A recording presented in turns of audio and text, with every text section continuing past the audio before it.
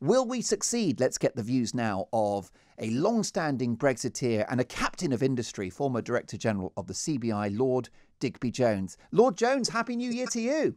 Well, good morning, Mark, and good morning, everybody. Happy New Year. Wonderful to have you on the show. First of all, your emotions about this day. Well, I'm optimistic and full of a sense of opportunity. You know, people, all the doomsters said this couldn't be done. Europe punished us. Europe made it difficult. Macron's behaviour in the last few weeks has been disgraceful, frankly, and yet it's been done. We're there, and whilst people in the street would have this sort of nebulistic thing about sovereignty, that they've got control, the real change will come if we can grasp it. In your few words then, Mark, actually, you were talking about the opportunities that national and international response to COVID will give us. And the same is with Brexit, because it will not be good for us if we don't grasp the opportunity and go forward with confidence. This is not substitutional. This is not about saying goodbye Europe. This is not about saying, you know, there were 520 million people, take us out of that. It's 460, 450. And it's not saying to them, that's it, we don't want to talk to you ever again, we don't want your goods, we don't want you to... This is about adding to that market with the billions of people in the rest of the world. And I have in mind particularly Asia. And the world is pivoting to Asia. And when you think India alone is over 1 billion people, it's twice the size of the EU on its own. And what's more, they're starting at a low base, which means that the opportunities are greater.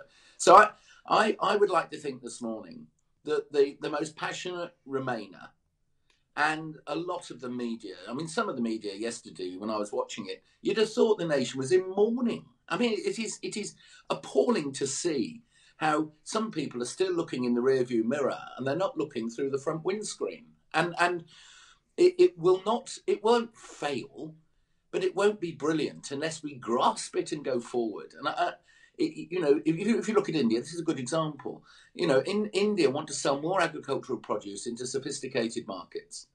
They're not allowed to because of French, Spanish, Greek, Portuguese, Italian protectionism on agricultural products.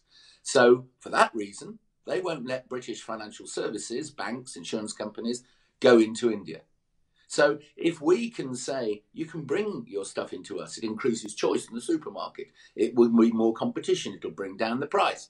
All of that. And in return, can we sell you what we do well? Now, that is what trade is. And it means that two people in two countries make more money. And if we can do that and at the same time sell our cars and our wonderful, wonderful scientific products into Europe and let them sell to us, then who on earth is going to lose out of this? More regulation at the border? Yes. We'll get used to it.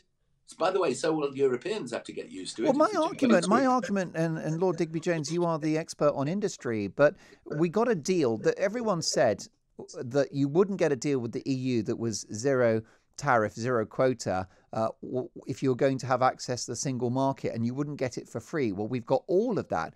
My argument on friction and on all of the form filling and the bureaucracy, the customs friction, surely that cuts both ways. If it's a pain in the backside to get goods over to the continent, well, vice versa, it'll be a pain in the backside for goods coming here too. And so I'm sure there will be a huge focus on both sides of the channel to make it as smooth as possible. And I'm sure technology will help too. Yeah, technology will definitely help. And the technology that will help in a couple of years' time probably hasn't even been invented yet. So, I mean, if the friction is bad for us, it's going to be bad for them. And that's why I'm just not concerned that it will be around long term. I think you're onto something. And if you look at it, one of the real reasons this deal was done in the way you described, no tariff, no quotas, big market, is that Germany suddenly woke up to the fact that we weren't going to be pushed around. Boris wasn't going to just give in, and he was prepared to walk away. And therefore they suddenly saw, you know, where do they make the most profit margin on their cars? Britain. Where do they sell the most cars made in Germany in the world? Britain. Now, Germany sat there and thought, oh, Lord, you know, suddenly this is serious. And what happened? we got a deal. But by the way, we shouldn't be crying saying we got a deal. They got a deal. You know, it's a two-way street, this. And in that respect, you're right. If those Mercedes and Volkswagens and Audis and Porsches and Fords and all BMWs and all the rest of it, they've got to come through that border too. So they'll think of a way of doing it more technologically easily and at the same time in a way that can avoid the political row that surrounds all this. Yeah, we've it'll be good granted for them too. Yeah, Lord Digby Jones, we've granted them access to our market. Sure. Zero tariff, as you rightly say.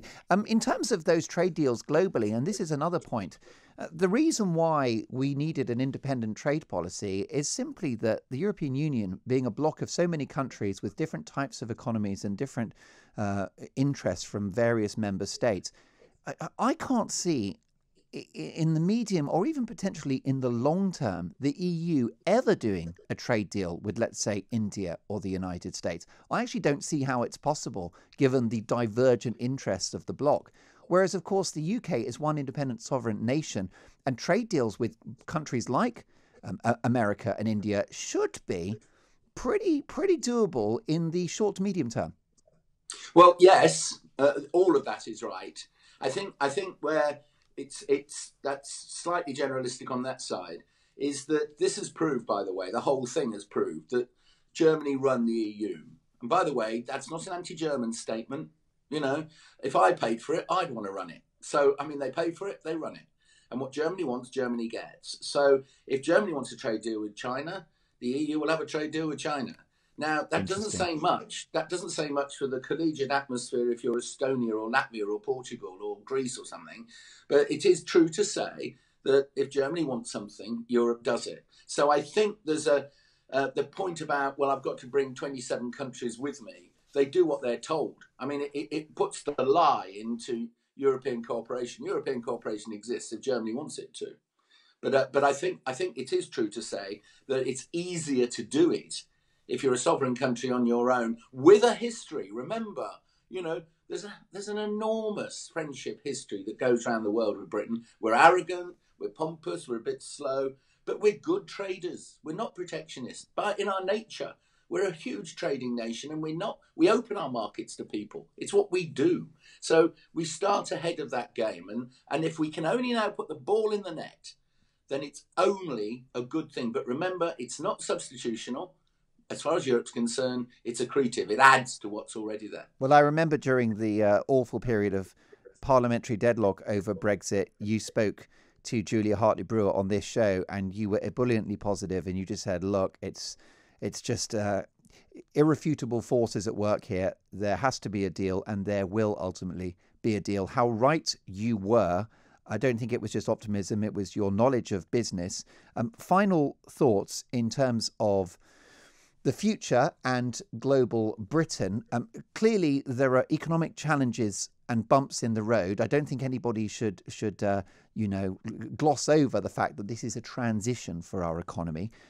In terms of services, there is some disappointment that there were no provisions for services in the deal. I know that these sorts of trade deals don't normally cater for services, but some sort of roadmap in the document would have been encouraging.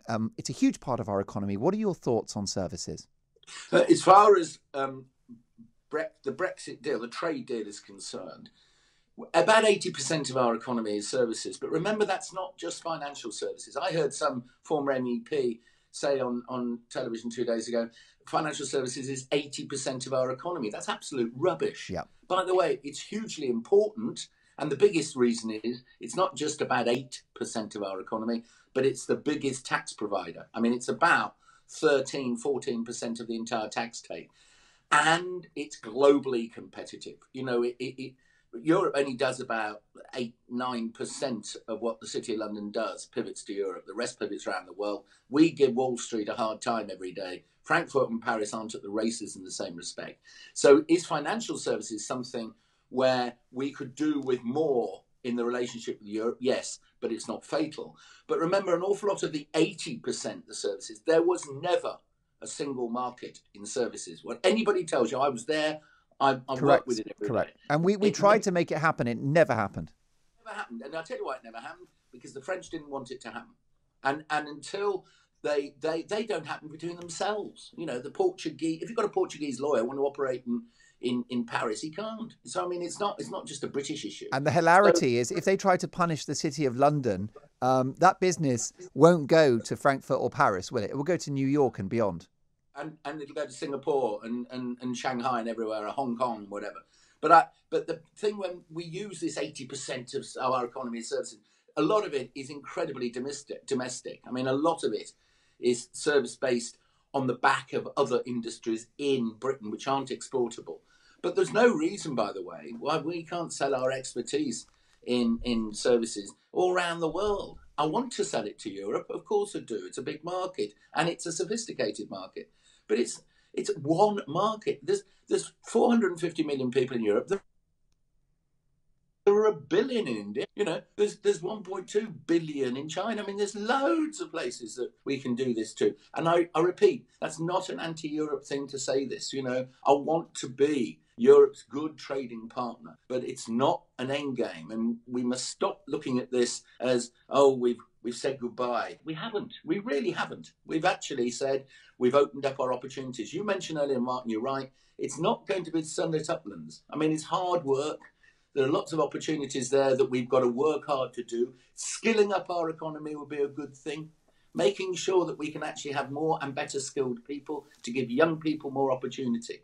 And making sure that in our regulatory framework, in our investment framework, we are competitive around the world. That's down to us. That's not down to any European or American or Chinese. That's down to us. And any politician listening to this, of any party at any time, just remember that if you don't skill your people, if you don't invest your money, if you don't create an environment in which business can make money, pay tax, build schools and hospitals, you've failed the nation, not just business. Amen to that. Lord Digby Jones, Happy New Year to you, and thank you so much for joining us.